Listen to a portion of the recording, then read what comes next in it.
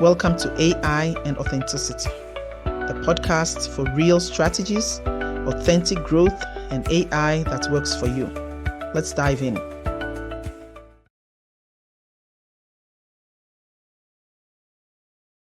Welcome back to AI and Authenticity.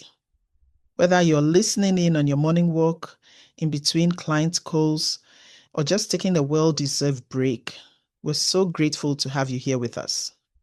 If you've ever felt like running your business is just one giant to-do list, or that you're stuck on the hamster wheel of do more, post more, be everywhere, today's episode is for you.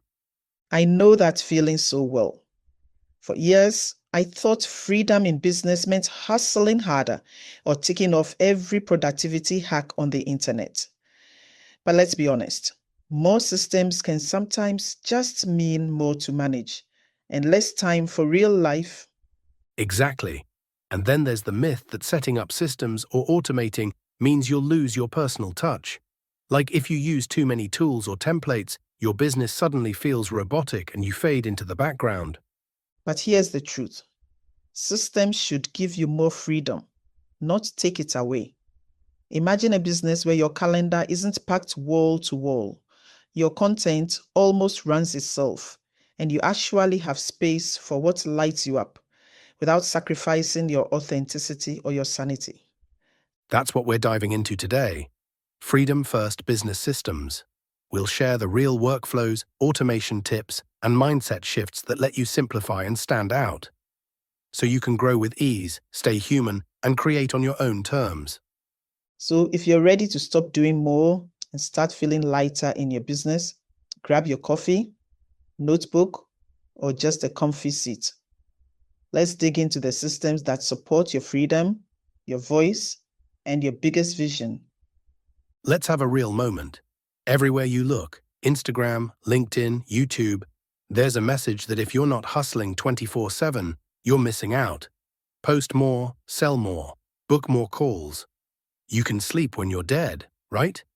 Spoiler, that's not sustainable. Exactly.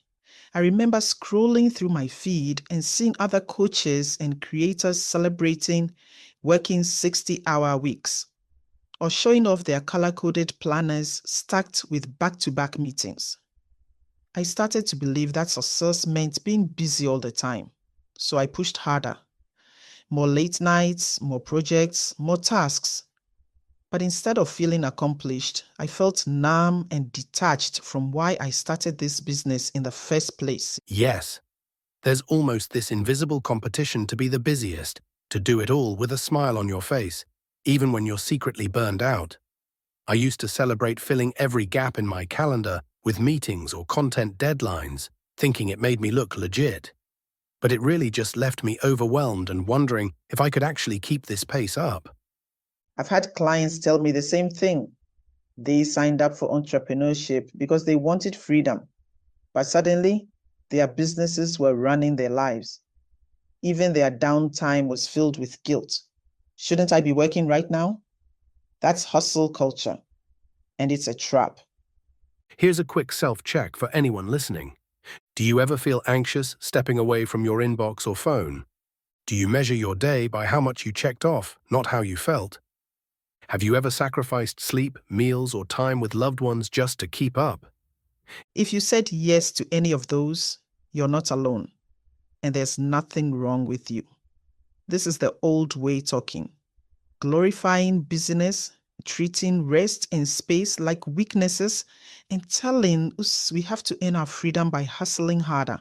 But honestly, the most successful, fulfilled entrepreneurs I know have flipped that script. Right. They've learned to see systems not as ways to do more, but as tools to create space. For creativity, rest, deep work, or just a day off with zero guilt. It's about designing a business that lets you enjoy your life, not just survive your calendar. So if you're feeling constantly behind or like there's never enough time, pause, take a breath, and know it doesn't have to be this way. You can build a business that grows with less hustle, more heart, and plenty of freedom. And that's exactly what we're diving into today. We'll show you what a freedom-first system looks like and how you can start building one that fits your unique vision. No more hustle hamster wheel required. So what does it really mean to build a freedom first system? We're not just talking about any old automation or the latest productivity hack. Freedom first means setting up your business to create space for what truly matters: your health, your family, your creativity, and your bigger vision. Exactly. A freedom-first system is one that supports you first, not just your business tasks. It's not about squeezing every second for maximum output. It's about building routines, workflows, and automations that protect your energy, reflect your values, and make it easier to do your best work without burning out. I used to follow all the batch content once a month advice, thinking it would make life easier. But I realized I actually felt drained batching for hours, and my content lost its spark. My freedom first switch was to batch only 2 weeks at a time and let I help me outline. But I still write my own stories. That tiny change gave me back so much creative energy. For me, the game changer was systemizing my onboarding. I used to send every email manually, double-checking schedules and links, and honestly, worrying I'd forget something. Now my system sends a personalized welcome, automates contracts, and schedules the first call for me. The best part? I get to hop on Zoom and focus 100% on my new client, not my to-do list. One of my clients is a mom and coach. She told me she used to panic every time school holidays came up, thinking, how will I keep my business going? Now she has a bank of AI generated content ideas and scheduled emails. Her business keeps moving, even when she's offline building Lego towers or at the park. That's freedom first. I love that. And it's not just about tech or fancy tools. I know a freelancer who simply created a When I Work template for her clients, outlining her boundaries, office hours, and how to request urgent tasks. She said she felt lighter immediately because her system gave her permission to unplug. So, whether it's a smart workflow or a simple boundaries template, the heart of freedom first systems is this: your business should work for you, not the other way around. As we move to the next section, think about: where in your business are you craving more space or simplicity? What would it feel like to let your systems do the heavy lifting so you can focus on what you love? Let's get specific. Next, we'll break down exactly which areas you can systemize for more freedom and how you can start, even if you're not techy or don't know where to begin. Let's get super practical. When we talk about building a freedom first business, it's not about automating everything overnight. It's about finding the areas where you spend the most energy and creating systems that support you so you can show up more, stress less, and actually enjoy the business you're building. Here are 4 core areas where systemizing can make a world of difference. 1. Content creation.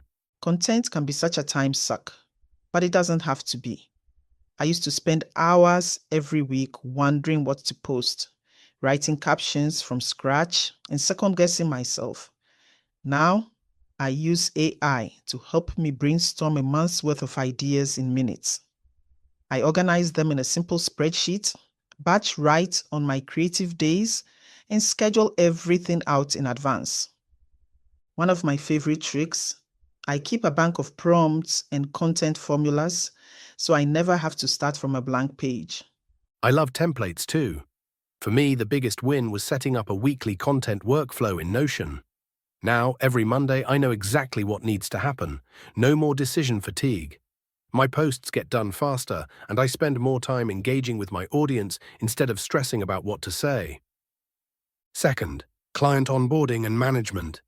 If you offer services or coaching, onboarding can eat up so much time. I used to manually send welcome emails, contracts, and scheduling links. Now, I have an automation set up that sends personalized welcome emails, contracts for e-signature, and even shares my favorite get started resources all in one go. The result? Clients feel cared for from day one, and I have less admin on my plate. A friend of mine runs a group program. She uses AI to track each client's milestones and even sends out personalized check-in reminders based on where they are in the program. She says clients love the extra touch, and she never misses a beat, even as her business grows. Third, lead nurturing and email. Let's talk about nurturing your leads. I have an email sequence that welcomes new subscribers, introduces my story, and shares my top resources automatically. AI helps me personalize each email based on interests, like whether someone's more interested in content or mindset. I still write all the hard parts, but the automation keeps the relationship warm while I focus on my existing clients. And don't forget about segmenting your list. If you have a lead magnet or freebie, set up tags so people get follow-ups based on what they downloaded. I used to get overwhelmed trying to remember who wanted what. Now my system does it for me, and people feel seen and supported. 4. Personal time and boundaries. Here's one most people forget: systemizing your own time and boundaries. I use calendar automations to block off CEO days, family time, and even creative hours. That means when I'm off, I'm truly off. No notifications, no guilt. Same. I also have an autoresponder for evenings and weekends, so clients know when I'll reply.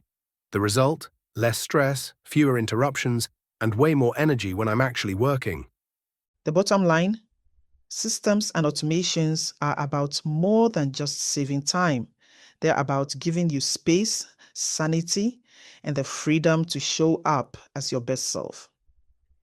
So pick one area that feels heaviest right now and start there. Remember, small changes can create massive freedom.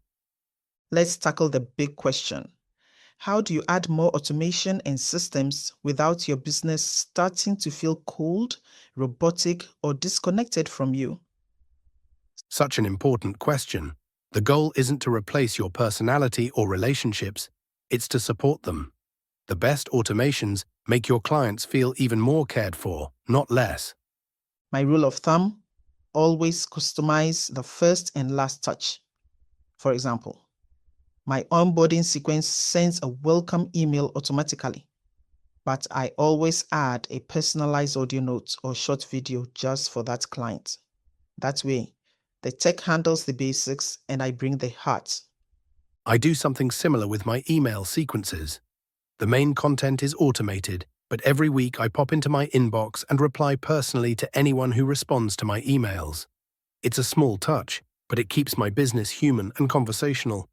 And don't be afraid to tweak your templates so they sound like you. When I use AI to draft a follow-up or thank you message, I'll always add a little bit of Abigail energy.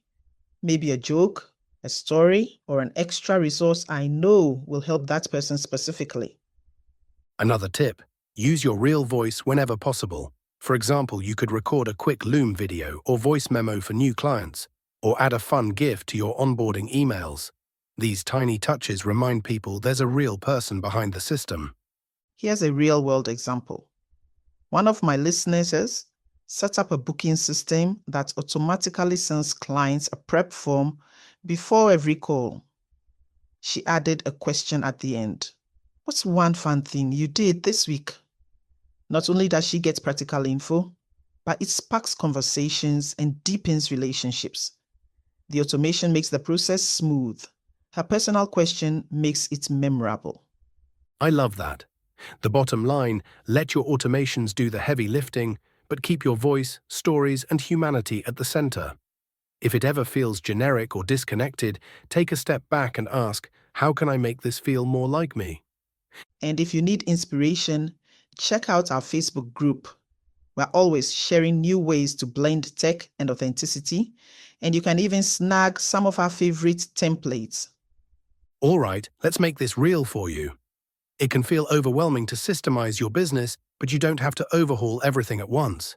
Here's how to get started, even if you're brand new to automation or just want to simplify your workflow. Step 1, audit your time. Take a week and write down where your time goes.